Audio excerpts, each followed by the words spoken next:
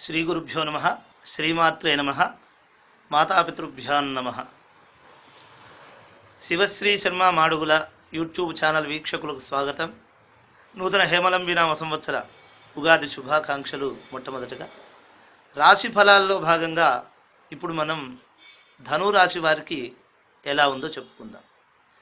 ధనురాశి అంటే మూల, పూర్వాషాఢ, ఉత్తరాషాఢ పాదం ధనుహు అంటే మూలా నక్షత్రం 4 పాదాలు, పూర్వాషాఢ 4 పాదాలు, ఉత్తరాషాఢ నక్షత్రం మొదటి పాదం వరకు ధనురాశి. అయితే ధనురాశి వారికి ఆదాయం 8, వ్యయం 11 గాను, అంటే వ్యయం అధికంగాను, అలాగే రాజపూజ్యం 6, అవమానం 3 గాను, అంటే రాజపూజ్యం అధికంగాను, గౌరవం అధికంగాను కనిపిస్తుంది. అయితే ధనురాశి వారికి విశేషించి రాజ్యంలో గురువు ఉండటం వల్ల, రాజ్య గురువు వల్ల సహజంగా వృత్తి స్థానంలో కొన్ని ఆటంకాలు ఏర్పడే అవకాశం ఉంటుంది. వాటి వల్ల కొన్ని ఖర్చులు కలగవచ్చు. అంటే ప్రమోషన్ రావాల్సిన వాళ్ళకి ప్రమోషన్ రాకపోగా, లేదా రావాల్సినంత ప్రమోషన్ రాకపోవటము, లేదా వచ్చిన ప్రమోషన్ తాము కోరుకున్న చోటికి ట్రాన్స్ఫర్తో పాటు వస్తూ ఉంటుంది. కోరుకున్న చోటికి రాకుండా వేరే చోటికి రావటం, దూరాభారం వెళ్ళవలసి రావటం.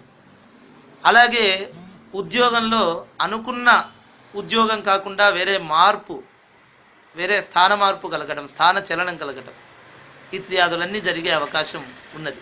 పైగా ఏల్నాటి శని ప్రభావం కూడా శని రాశిలోనే ఉండటం వల్ల, అందువల్ల ఈ శని గురువుల వల్ల ఇలా ఉంటే, మరి ఆ తదుపరి సెప్టెంబర్ 12 తర్వాత ద్వితీయార్థంలో మాత్రం గురువు ఒక్కడు లాభంలోకి మారే అవకాశం ఉంది. కనుక అదే ఉద్యోగాలలో అంతకుముందు పడిన ప్రయాస, లేదా అంతకుముందు తాను చేయవలసినటువంటి వృత్తి, ఏ పని అయినా సరే, ఉద్యోగస్తుడు కాకపోతే ఏ వృత్తి చేసుకునే వాళ్ళైనా సరే, వ్యాపారం చేసుకునే వాళ్ళైనా సరే, వాటికి సంబంధించినటువంటి లాభాలు అప్పుడు సెప్టెంబర్ 12 తర్వాత ద్వితీయార్థంలో వచ్చే అవకాశం ఉంది.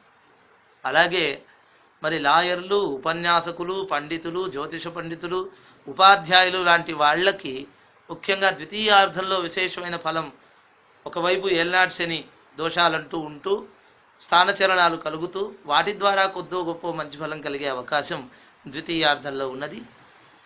అలాగే ధనురాశి వారికి భాగ్యస్థానంలో రాహు ఉండటం వల్ల అనేకమైన ధన, కనక, వస్తు, వాహనాదులు పొందే సమయంలో, అంటే గృహ నిర్మాణాదులు ఇత్యాదులు ఆలోచించిన సమయంలో వాటికి ముందు ఆటంకములు జరిగి తదుపరి ఆలస్యముగా చాలా నిదానంగా జరిగే అవకాశం ఉన్నది గురువు యొక్క బలం యోగించడం ద్వారా. అలాగే చేతి వృత్తుల వారు, సినీ నాటక రంగ కళారంగం వారు మొదలైనటువంటి వాళ్ళకి పూర్ణమైనటువంటి యోగములు ఉన్నప్పటికీ కూడా ఎక్కువగా ఏల్నాటి శని పీడల వల్ల, దోషం వల్ల అనుకున్న స్థాయికి ముందుకు రాణించలేని పరిస్థితులు గోచరిస్తూ ఉన్నాయి.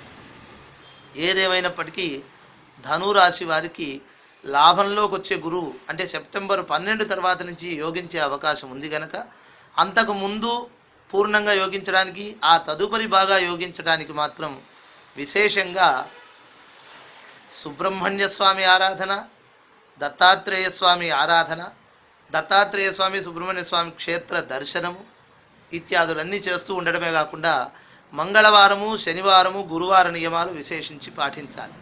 విశేషించి మంగళవారాల్లో ఆంజనేయ స్వామి ఆరాధన అధికంగా చేయాలి. అలా చేసినట్లయితే చూపించినటువంటి ఆ రాజపూజ్యం ప్రకారం, గౌరవం ప్రకారముగా, గౌరవం అధికంగా ఉంది కనుక దాని ప్రకారంగా ముందుకు నడిచే అవకాశం ఉంది. జయోస్తు.